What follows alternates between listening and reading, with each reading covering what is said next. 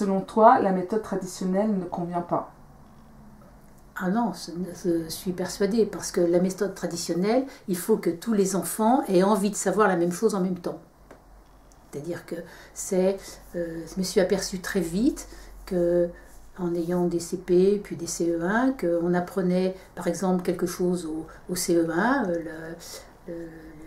les conjugaisons avec le verbe avoir et les conjugaisons avec le verbe être et l'accord, et puis qu'à la fin du CE1 ils ne savaient pas très bien, ou ils avaient appris, au CE2 on recommençait, arrivé à la fin de l'année, on pensait leur avoir appris tout ce qu'il fallait apprendre, ils savaient le dire, arrivé au CM1, hop, fallait recommencer parce que tout était oublié, c'est-à-dire que d'année en année, on refaisait toujours et toujours la même chose parce que rien n'était acquis. Donc les savoirs qui avaient été enseignés de façon traditionnelle étaient des savoirs tout à fait éphémères, qui semblaient être acquis après la leçon, avec les exercices d'application, et puis le temps passant, 1 mois, 2 mois, 3 mois, ça partait. Ce n'était pas des savoirs réels.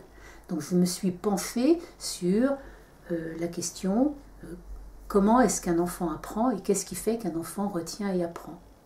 Donc là j'ai lu, je suis allée à des conférences, j'ai cherché, et puis j'ai un peu trouvé que l'enfant, il apprend à partir de ce qu'il connaît déjà. Et les informations qu'il reçoit de l'extérieur restent des informations si elles ne sont pas reliées à un savoir déjà existant. Et que pour que l'information devienne un savoir, il faut donc que ce soit relié à un savoir de l'enfant.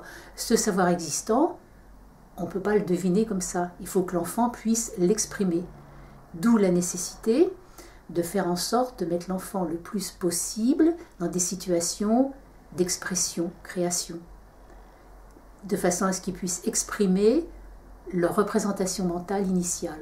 Si on leur donne la possibilité d'exprimer leur représentation mentale initiale, à ce moment-là, ils nous offrent leurs idées, leurs connaissances, et nous, quand je dis nous, c'est le groupe, parce qu'évidemment, c'est efficace en groupe, recevons la pensée de l'enfant, et à ce moment-là, la pensée de l'enfant peut être travaillée, recorrigée, détruite, confortée, élaborée, agrandie, questionnée dans tous les sens, et ça agrandit non seulement le savoir individuel de l'enfant, mais ça enrichit aussi la pensée collective du groupe.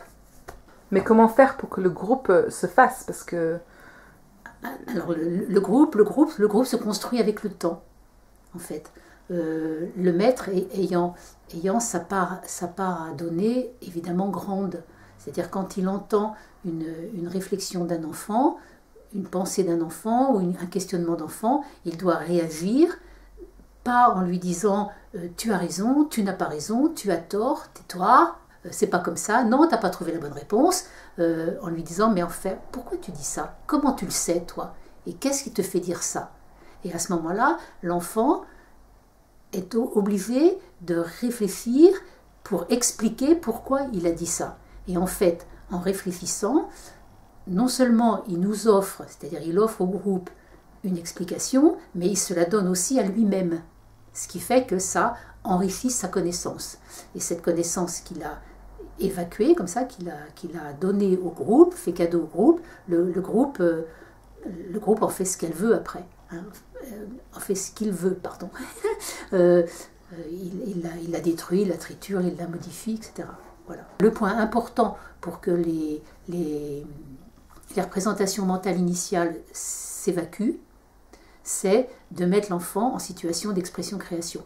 Et dans tous les langages possibles, parce que les enfants sont tous forcément différents, on est tous différents. Il y a des enfants qui excellent plus ou moins dans un langage qu'en dans un autre, et qui ne savent peut-être pas forcément dans quel langage ils sont bons ou ils ont envie de travailler. Donc il faut leur offrir plein de langages différents, en mathématiques, en expression écrite, en sport, en corporel, en chant, en graphisme, en dessin, en peinture, en tout ce qu'on veut, leur donner la possibilité de s'exprimer librement dans tous ces langages. Et à partir de toutes ces expressions personnelles, individuelles, elles sont proposées au groupe et le groupe a le droit de regard et ça fait avancer non seulement l'enfant individuellement mais le groupe également.